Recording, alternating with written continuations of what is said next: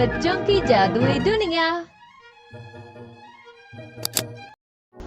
आज की हमारी कहानी है शहजादी और 7 बौने। बहुत पहले एक जमाने में एक बादशाह और मलिका दूर दराज मुल्क पर हुकूमत करते थे। मलिका मेहरबान और बहुत प्यारी थी।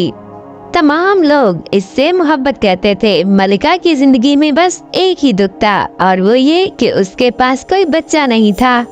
सर्दियों के एक दिन मलिका अपनी खिड़की से बाहर गिरी हुई बर्फ को देख रही थी। सुई का काम कर रही थी। एक परिंदा खिड़की में उड़ता हुआ आकर बैठ गया, जिसने मलिका को चौंका दिया और उसने अपनी उंगली में सुई चुभो दी। खून का एक कतरा इसकी खिड़की के बाहर बर्फ पर गिरा। जब उसने बर्फ पर खून को देखा तो उसने अपने आप से कहा, काश मेरी एक बेटी होती जिसकी जिल्द बर्फ जैसी सफेद, होंठ खून की तरह सुर्ख और बाल आबनूस की तरह काले होते। इसके फौरन बाद मेहरबान मलिका की ख्वाहिश पूरी हो गई जब उसने एक बच्ची को जन्म दिया जिसकी जिल्द बर्फ की तरह सफेद, होंठ खून की तरह सुर्ख और बाल आबनूस की तरह काले थे। उन्होंने इस बच्ची का नाम शहजादी स्नो वाइट रखा। लेकिन अफसोस की बात यह है कि स्नो वाइट को जन्म देने के बाद मलिका का इंतकाल हो गया। जल्द ही बादशाह ने एक नई औरत से शादी की जो खूबसूरत थी लेकिन साथ ही मगरूर और जालिम भी थी। उसने स्याह जादू का मुताला किया था और उसके पास एक जादुई आईना था जिससे वो पूछती थी कि सबसे खूबसूरत कौन है। हर बार जब ये सवाल पूछा जाता तो आईना एक ही जवाब देता, ऐ मलिका तू सबसे हसीन है। इससे मलिका बहुत खुश हुई क्योंकि वो जानती थी कि उसका जादुई आईना सच के सिवा कुछ नहीं बोल सकता।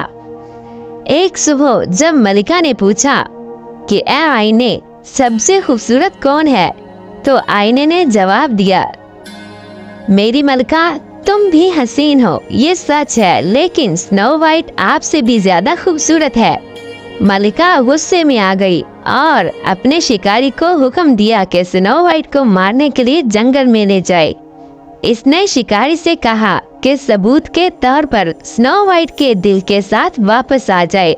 शिकारी स्नो वाइट को जंगल में ले गया, लेकिन उसने शहजादी को कत्ल नहीं किया। इसके बजाय उसने उसे जाने दिया और मलिका को जंगली जानवर का दिल लाया। स्नो वाइट अब अजीम जंगल में अकेली थी और वो नहीं जानती कि वो क्या करे। स्नो वाइट को डराते हुए दरख्त एक दूसरे से सरगोशी करते दिखाई दे रहे थे। स्नो वाइट को डराते हुए जो भागने लगी, वो जहाँ तक भाग सकती थी वो भागी और जैसे ही शाम होने को थी उसने एक छोटा सा घर देखा और आराम करने के लिए अंदर चली गई। घर के अंदर सब कुछ छोटा लेकिन साफ सुथरा था। एक छोटी सी मेज थी, सफेद दस्तरखान और 7 छोटी प्लेटें थी। दीवार के सामने 7 छोटे बिस्तर थे, सब एक लाइन में और लिहाफ से ढके हुए थे।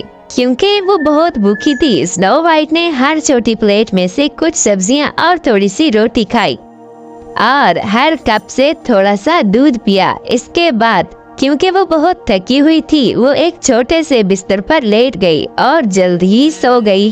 अंधेरा होने के बाद घर के मालिकान वापस घर आ गए। वो 7 बौने थे जो पहाड़ों में सोने की तलाश के लिए गए हुए थे। जैसे ही वो घर में पहुँचे, उन्होंने देखा कि वहाँ कोई मौजूद है, क्योंकि सब कुछ वैसा नहीं था जैसा कि उन्होंने छोड़ा था। उनमें से एक ने कहा, मेरी कुर्सी पर कौन बैठा है? दूसरे ने कहा, मेरी प्लेट से कौन खा रहा है? तीसरे ने कहा, मेरी रोटी कौन खा रहा है? चौथे ने कहा, मेरी सब्जियां कौन खा रहा है?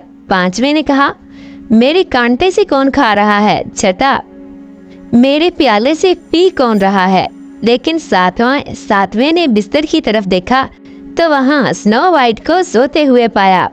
7 बौने सब दौड़ते हुए ऊपर आए और वो हैरानी से देखने लगे। उन्होंने अपनी 7 मोमबत्तियां लाई और स्नो वाइट पर रोशनी डाली। उन्होंने कहा, ये बच्चा बहुत खूबसूरत है। वो बहुत खुश हुए कि उन्होंने उसे जगाया नहीं और उसे अपने बिस्तर पर सोने दिया। अगली सुबह स्नो वाइट बेदार हुई और जब उसने 7 बोनों को देखा तो वो खौफजदा हो गई, लेकिन वो दोस्ताना थे। उन्होंने स्नो वाइट से पूछा, तुम्हारा नाम क्या है? स्नो वाइट ने कहा, मेरा नाम स्नो वाइट है।